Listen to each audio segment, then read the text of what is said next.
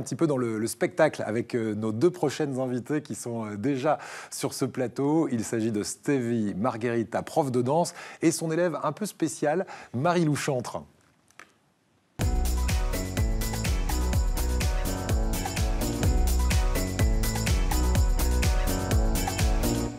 Bonjour Stevie. Bonjour Eric. Bonjour Marie-Lou, ça Bonjour. va? Alors Stevie, vous êtes une prof un petit peu atypique. Vous avez décidé de faire danser à la fois des valides et des handicapés. On va voir, et on voit déjà derrière nous des images, c'est assez étonnant et vous allez nous dire d'où est venue l'idée. Et puis Marie-Lou, bonjour. Alors toi, tu as 13 ans, tu es danseuse de danse latine avec une originalité, tu danses en fauteuil. Tu vas nous dire tes sensations et comment est-ce qu'on arrive à intégrer toute une chorégraphie quand on est sur un fauteuil. Pour commencer, Stevie, vous faites partie d'une association qui s'appelle Danse ta vie. Danse ta vie, c'est quoi l'idée de départ de cette association? Cette association est née il y a 9 ans, simplement autour de la danse de salon, de la danse de couple, pour un public ouvert à tous. Ouais. Voilà, j'estime que toute activité doit être ouverte à tout le monde. La personne qui a envie d'ouvrir la porte, on l'accueille avec plaisir et on s'y adaptera. Voilà, alors combien vous avez de valides et de handicapés qui partagent en plus les mêmes cours, hein, souvent? Tout à fait, tout à fait. Je n'ai pas de cours spécifiques à un type de personne.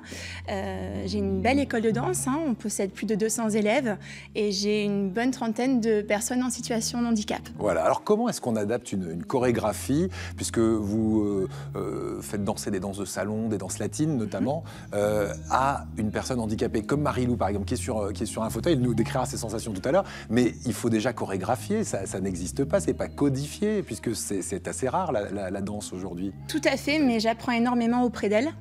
Voilà, c'est elle qui me montre comment elle peut se déplacer.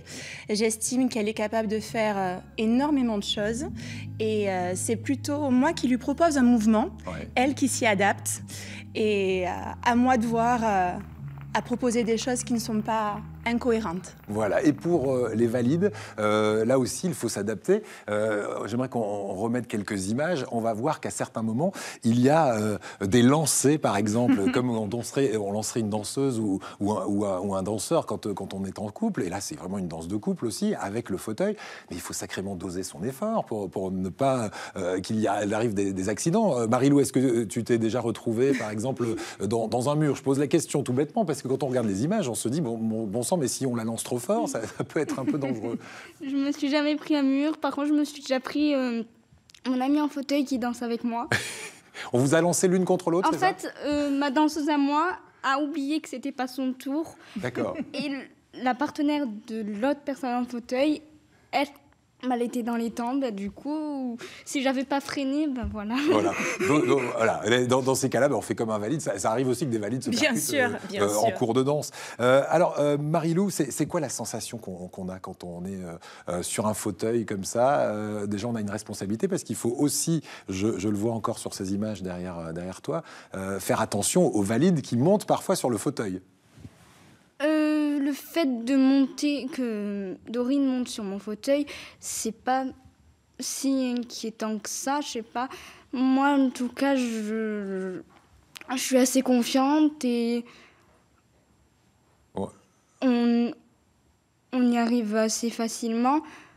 Oui, c'est ça. On a des sensations comme un danseur. On prend le rythme, la chorégraphie. Il faut sentir aussi la musique, j'imagine. Oser. Voilà, et il faut oser. Tu as l'oreille musicale, tu as le rythme dans la peau, on peut le dire ou pas? Ça fait déjà 3 ans que tu es en cours.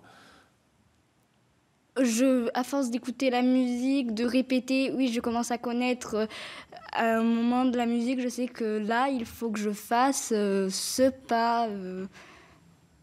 Ce pas précis. Alors, tu sais quoi? On va regarder un petit extrait où tu es dans tes œuvres avec justement des danseurs valides.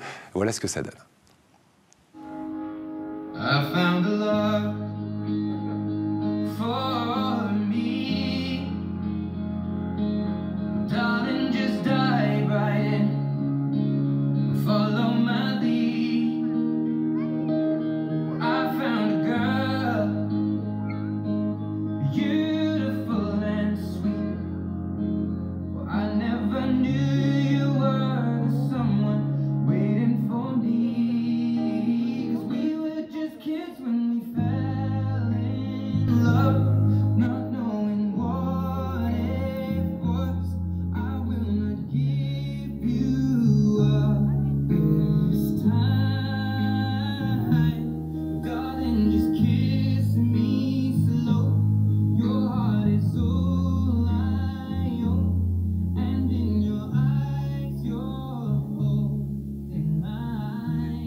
Image de ce cours de danse un peu particulier. C'est très rare, ce genre de cours, Stevie. C'est très rare et c'est bien dommage. Voilà, moi je dis pourquoi pas. Alors vous avez peut-être donné des idées. Où est-ce qu'on vous trouve dans ta vie, cette association? Alors cette association se base sur Mérargues, que je remercie énormément parce que ça paraît très facile, mais il faut des lieux adaptés à ça. Et je remercie ma commune de participer à mon projet. Et voilà, le fait est, c'est qu'il suffit simplement d'avoir un regard sur la personne et avoir un état d'esprit assez large. Voilà. C'est tout. Et on arrive à faire des prouesses en danse comme Marie-Lou à l'instant. Et tu m'as l'air émue, Marie-Lou. Je sais que quand tu as préparé un gala en 2016, et je voudrais qu'on termine là-dessus parce que c'est une jolie anecdote, tu n'avais pas du tout envie d'y aller à ce gala.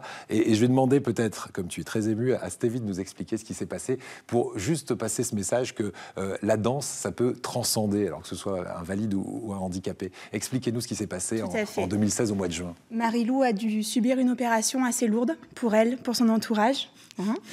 Et on se connaissait déjà assez. Et arrive à un moment, la fin de l'année, avec un gala qu'on n'a pu pas assez préparer, mais on est toujours à temps de faire les choses. Et Marie-Lou m'a fait confiance, est venue passer du temps avec moi, et avec de la patience, avec de l'adaptation, et je pense beaucoup d'amour. Marie-Lou a réussi à faire un beau spectacle. À passer au-dessus de cette douleur qui te faisait vraiment souffrir à l'époque. Tu t'es dit, moi, je ne le fais pas. Et elle a réussi à te motiver, c'est ça? Est-ce que je peux te faire un gros bisou, Marie-Lou? Parce qu'on sent que tu l'as dans la peau, cette danse. Le prochain objectif, qu'est-ce que c'est? On va terminer là-dessus. Puis après, je vais aller vous laisser prendre un petit verre d'eau pour se requinquer un petit peu, parce qu'il y en a besoin. Mais qu'est-ce que c'est le prochain projet que vous avez en commun, toutes les deux? Qu'est-ce qu'on pourrait fixer? Encore plus de délire? Mais oui, parce que ce qu'on oublie de dire, parce que là, Marie-Lou, elle est effondrée parce qu'elle est très émue sur ce plateau, mais c'est qu'il y a plein de fou rire, Marie-Lou, dans ce cours de danse. Il paraît que tu passes ta vie à rigoler. D'ailleurs, des fois, tu n'es pas assez sérieuse, d'après ta Tout à fait, tout à fait.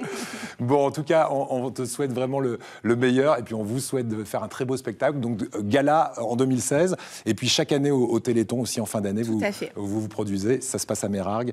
Si vous voulez en savoir plus, vous êtes intéressé, eh bien, c'est Danse ta vie. Vous tapez sur Internet et vous allez trouver toutes les coordonnées de cette association. Merci à toutes les deux. Stevie, bravo, puis bravo à toi aussi, Marie-Lou. Est-ce que vous êtes un peu bricoleuse toutes les deux?